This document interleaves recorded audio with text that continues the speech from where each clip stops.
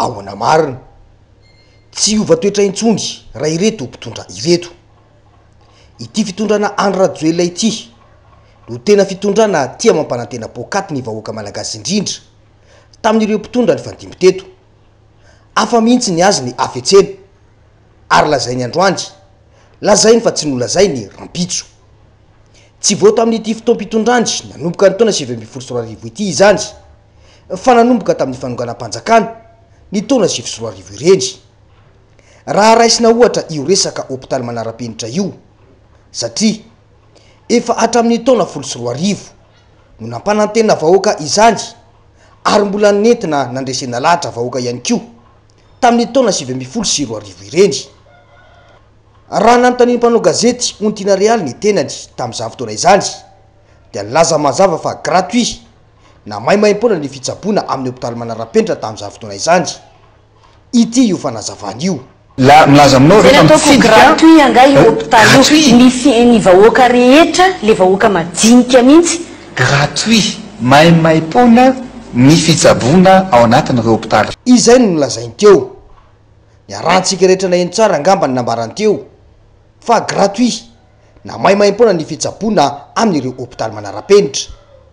Ndao arahantsika ny toyiny volana vitsy taorian'ny fotoana io dia nasainy ity mpanao gazety ity indray ny tenany. Na eno mantsy ilay mpanao gazety fa mandoha vola ireo olona mitsabo tena tamin'ilay hôpitaly manara-penitra. Izay nolazainy fa gratuit io ary isan'ny lasibatra ireo vahoaka any amin'ny faritra. Toy izao indrindra no valiteny tamin'izany fotoana izany. Nahazo vaovao avy any a Diego misy olona mitaraina mihitsy mikasika ny hôpitaly manara-penitra tsy fantatro raha fantatrao zany Andriamatoa Filohan'ny tetezamita hoe ianao aloha ny teny hoe tsy andoavam-bola soma tsara mihitsy ny any amin'ny hôpitaly ananako mihitsy ny tarehimarika ny consultation any amin'ny hôpitaly dia ndasa aloha fa niraisiko noty mihitsy ny antson'le olona androany ny consultation dia eo amin'ny 4,000 ariary ka hatramin'ny 47 500 francs ny consultation. Dia ny fitsaboana sasany misy any amin'ny 45 000 ka hatramin'ny 60 000 francs ny chambre ao amin'ny hôpitaly rehefa miditra hôpitaly ianao. Zay le averiko foana hoe natao an'ny vahoaka madinika ve zany? Aiza ny ananany vahoaka madinika an'izany vola zany Andriamatoa Filohan'ny tetezamita? Tsara fantatrao aloha za tsy niteny mihitsy hoe tsy andoavam-bola ny hôpitaly mbola tsy niteny an'izany mihitsy aho. Tena hoe mandainga ary tsy menatra mandainga izany raha olona tahaka izany toetr'olona mitondra ilay firenena ankehitriny. Izy no tena tompony amin'ny fampitam-bahoaka. Ny 20 aprily taona 2024 izany hoe fotoana fohy taoriny nandraisan'ny fahefana dia ity no nolazainy makasika io vidin'ny solika io. Tsy maintsy midina ary tsy maintsy ampidininy ny vidin'ny solika ho vidin'ny vahoaka malagasy tsirairay avy. Averina ihany fa ny 20 aprily taona 2024 izy no nilaza io fa tsy maintsy ampidinina ny vidin'ny solika jifain'ny vahoaka malagasy. Ino indray ho ianareny no lazainy taorian'io. Mazava ny daty 15 Jolay taona 2024 dia ity indray no lazainy ilay filoham-pirenena io. Tsy maintsy ho ampiakarina zany ny vidin-solika. Tsy maintsy ho ampiakarina indray hono. Inona ny tena marina ry Andriamatoa Filoha? Ho ampidinina ve sa ho ampiakarina ny tena izy? Dia azagaga raha mivadika ho mirahina ary mifankatia indray ilay Miami izay nolazaina fa ho toy ny any Etazonia ny renivohitry ny Betsimisaraka. Tena mahamenatra raha filoham-pirenena no manana toetra tahaka izany ary tsy tahotra tsy enatra mihitsy mivady tela sy mandainga. Tena hoe raha ilainga mihitsy. Raisitsika ohatra ihany koa io resaka délestage io.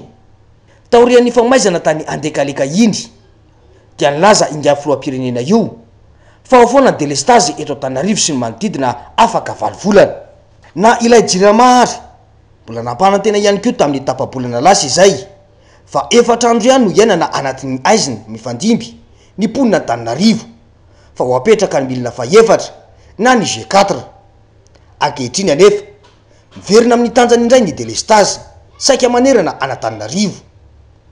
Maharitra ora maro ary tsy mifidy ora sy fotoana fa maraina na atoandro na hariva na alina to misy foana tamin'ny janoary lisian'ny olan'ny famaizana sy fahasimbany milina tany Andekaleka no nilazana fa afaka enina ka hatramin'ny 9 volana no foana tanteraka ny délestage efa nioarana io fehimpotoana io ankehitriny ny 12 febroary 2024 nanamafindray ny ministry ny angovo sy ny akoranafo Andriamatoa André Ramarson hoe tokony ho afaka tanteraka afaka 2 volana ny délestage mamelona ny milina faharoa ny ao Andekaleka ny Jirama amin'izao fotoana izao ary hiditra amin'ny andrana amin'ny herinandro dia manana 24 mégawatt fanampiny afaka 2 volana tokony ovelona ny milina fahatelo izay amerina 70 mégawatt vokarina Andekaleka ary efa ao ihany koa ny milina fahaefatra tsy Andekaleka ihany anefa fa ifarahantsana amin'ity herinandro ity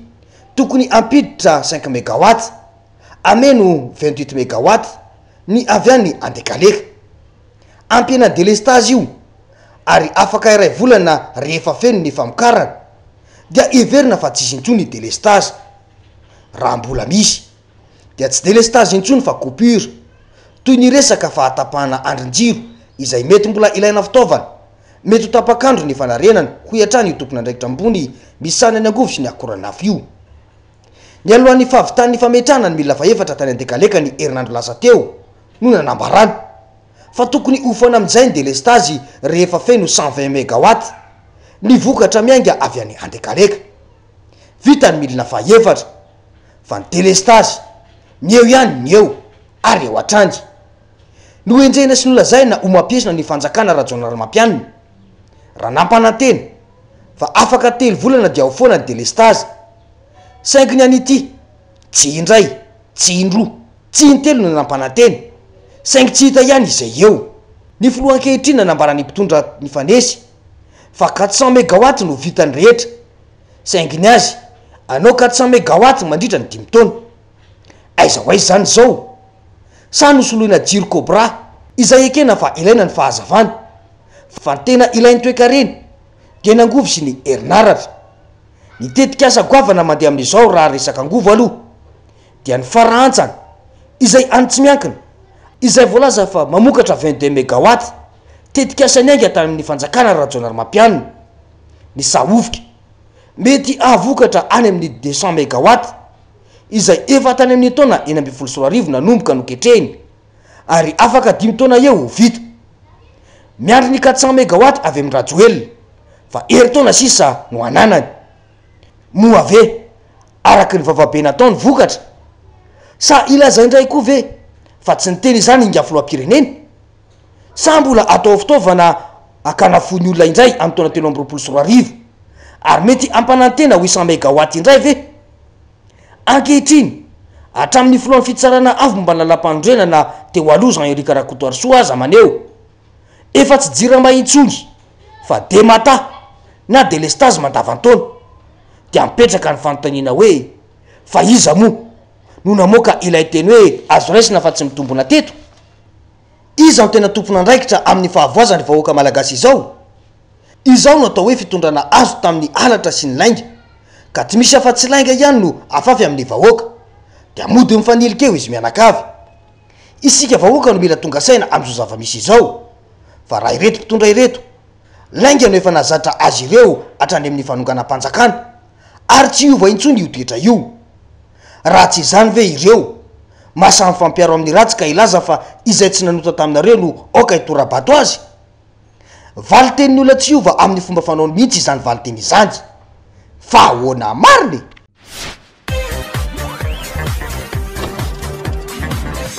ahoana mariny